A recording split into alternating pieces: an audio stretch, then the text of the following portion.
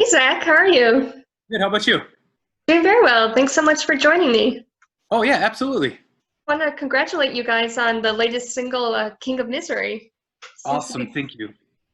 and I have to say the new music video for it is one of the best I've seen in a long time. I really love the cinematic feel of it. Yeah. It turns out to be a buddy of ours. After we did the music video with him, Scott Hansen, his production company is out of Atlanta. He's been really good friends and worked a lot with our record label Spine Farm out of New York City. Really wanted the project. We really liked his storyline.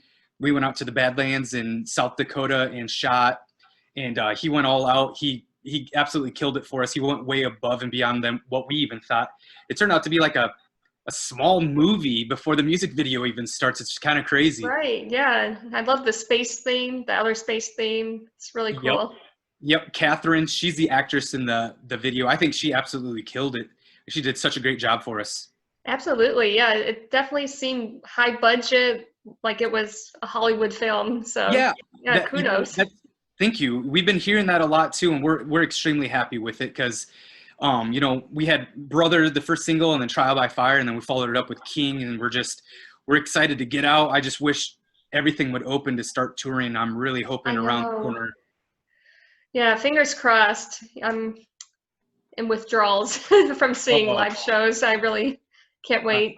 yeah, absolutely. I know. I think um, I was just thinking about this right before I called you. Is like everyone's so worried about the virus and spreading it and getting sick and physically dying from it. But in reality, with the shutdown, I think we're all getting so mentally ill that it's almost Hmm. we're almost just as sick, just maybe not physically dying, but mentally, emotionally. You know. Absolutely, yeah. I was thinking about that too. It seems like a lot of people are just falling into depression and isolation is terrible, feeling lonely and Oh, absolutely. Yeah, I couldn't agree more. It's kind of a disgusting place right now. So yeah, so it's great to have music to escape with. I know music saves a lot of people. agreed. Um, I could speak on behalf of myself and Saul, and I agree. I think a lot of musicians would agree that w- us musicians need music to get our emotions out and our words. And there's nothing better than music lovers that take it and hold it, and it helps them. So it like helps us to help them. It's like a relationship you need. That's true, yeah. Hmm. That's a good way to put it. Yeah, because I mean, there's musicians that write and play music and stuff in their basements or their garage and never get out. But I think to get the really good connection, you have to have people that come up to you after a show or email you or send you messages being like, hey, your song saved my life, or your song got me through the loss of my brother. I just lost my brother last week. And I'm like, you have a connection, a mental connection of like, oh, I know exactly where you are right now. Yeah, that's amazing. That must, push you even harder to, continue your craft.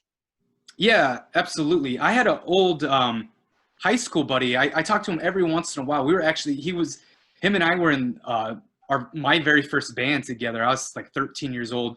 He reached out and, he was saying how proud he is of us and how he can't believe that we kept pushing forth and all this and that. And he loved King of Misery and the video and stuff. And, I got to talking to him and I'm like, I think my brother Caleb, he's the one that passed away. We wrote the song about him. I think I told him if Caleb didn't believe in us so much and he didn't push us so hard, and I think he would be really upset if we would have stopped playing music. So I think deep down, like a deep rooted seat is like, hey, you got to keep going because that's what he would want you to do. And I guess the next thing is like, what if? Like, I don't want to be a what if guy. Like, give it up now. You never know where you could have gone. So that's, I think, two main things that keeps me pumping. That's good. Yeah, I would say I'm the same way. And, I actually lost a brother as well, so I can understand what you're going through. And Yeah, yeah, I think writing was such a cathartic way to let out your emotions and really absolutely. put your feelings down. So you Yep. can kind of get through the grieving process. Yeah. You know, the craziest experience about it, and it really sucks because Blake and myself actually lost our mother last October to Oh my gosh, I'm so brain sorry. cancer. No, it's life is crazy, and I guess my point was is like, losing my brother in 2009 and then mom, literally almost to the day 10 years later, which is crazy. Um, you can't really prepare someone for death. I mean, you could talk about it and you can try and explain emotions, but you don't know unless you go through it. And I think that's the craziest part. And writing the song "Brother" was probably the closest thing. It doesn't even touch near what the emotional thing is going through, but it really helped us cope in a weird way. So it's cool. Absolutely. And Yep. for the song King of Misery, you co-wrote it with Disturbed's David Draiman, correct? Yeah. Yep. Yeah, we What was did. it like teaming up with him? Uh, it kind of blew my mind and Blake's mind a little, because someone that big and famous and like legendary, he was like the nicest, most down to earth, humble guy we've ever met, which is pretty insane. And he had a lot of words of encouragement. So like it seemed like 50% of the time we're sitting down writing material and like passing ideas, and the other 50% he was like being like a mentor, like a big brother, and like giving us tips and stuff. So it was like we double dipped on it, and it was absolutely fantastic. And we think we got a great song out of it. It seems like it's reacting really well on radio. The music video is doing really well, and so we're extremely happy with the writing process and meeting David and doing everything with him. Oh, that's awesome. That must be a positive experience knowing that you were a fan of his and, you came out of it, with a good song, but you also had a positive experience working with someone you admired.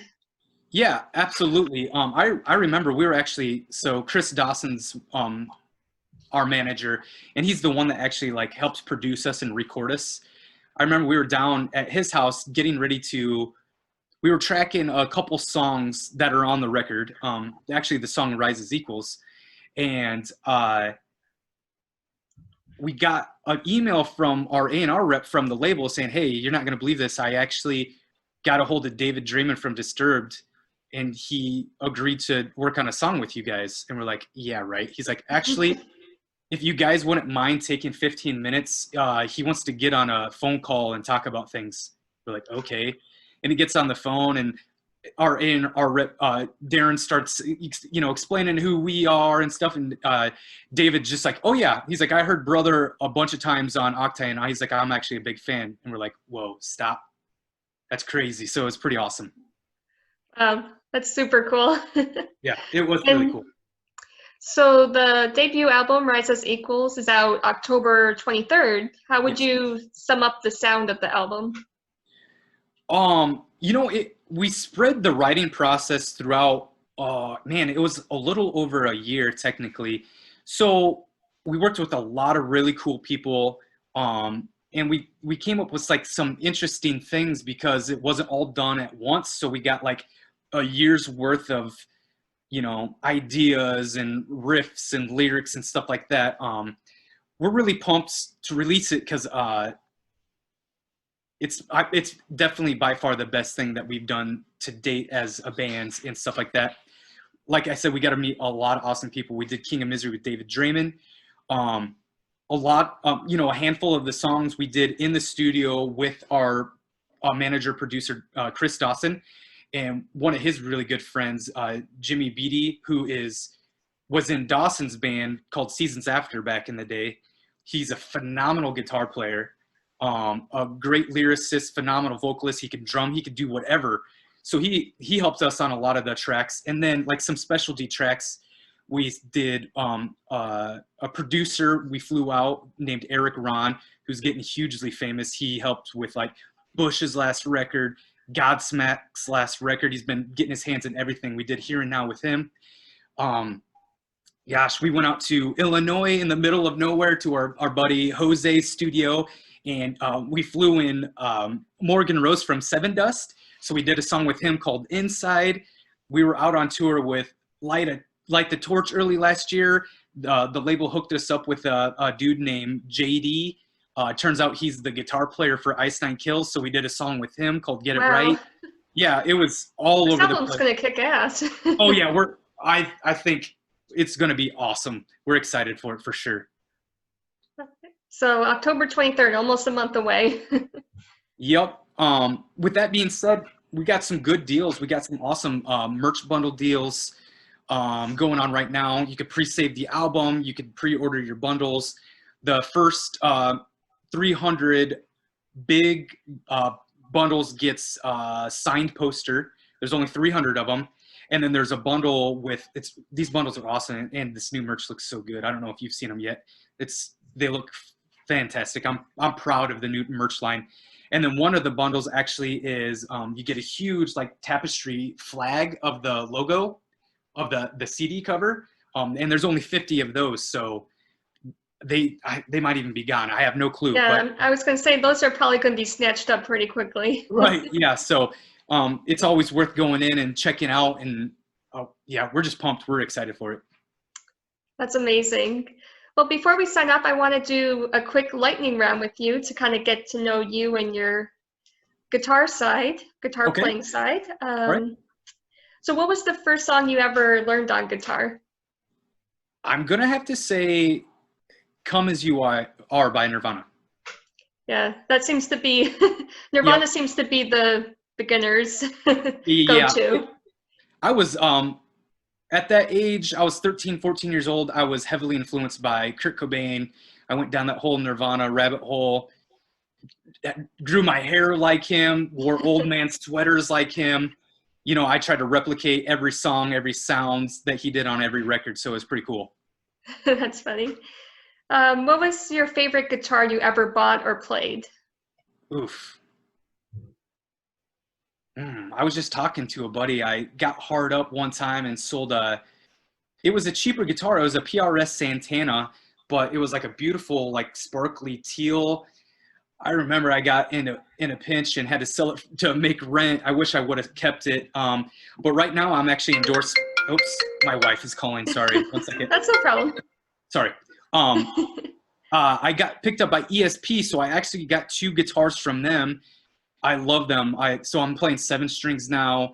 The guitars are absolutely phenomenal, and the pickups in them are bare knuckle. And I just announced I got picked up by that company yesterday. So these are top of the line guitars. I love them. I got Evertune bridges on it. They're fantastic. They're beasts. You can't beat them actually. So I'm pumped about that. Oh, well, congrats. That's Thank you. awesome. What do you think is the best guitar riff ever written? Oof. Hands down, one of the first riffs that come to mind is One Hand Killing by 12 Foot Ninja. Phenomenal riff. But to be honest with you, I'm the biggest Adam Jones fan of Tool. So, I mean, pick between Letterless, 10,000 Days, probably Zombie. I don't know. Any of those riffs. I'm a huge fan of Tony Iommi too, but that's a different conversation. Nice. And last one, if you could jam on stage with any guitar player, living or dead, who would it be? Ooh, honestly, I would have to say David Gilmour of Pink Floyd. Oh, yeah. I would probably put a clean channel on with a little like chorus or phase and just like pick notes while he just holds like one ambient note for like 15 minutes and then we both cry together. He's one of my favorite guitar players. Yeah, I know. And I can only imagine the amount of people that go to see David Gilmour, you know? Yeah. Yeah. Oh, that's awesome. Well, I really appreciate your time, Zach, and I'm looking forward to the album. Is there anything else that people should look out for? The word has it that we're going to be maybe dropping something else before the album comes out. So stay tuned. You know, go to saulofficial.com is our official website, and you could get linked up to literally anything off of that. Any of our social medias, our merch platform, shows when they come back, anything like that. So yeah, just saulofficial.com, and then just follow us on social media and interact. Just message us, comment on things. We love that. So Absolutely. Well, thanks again, Zach, and Thank you. take care. Yeah, you as well. I had a great time. Thank you.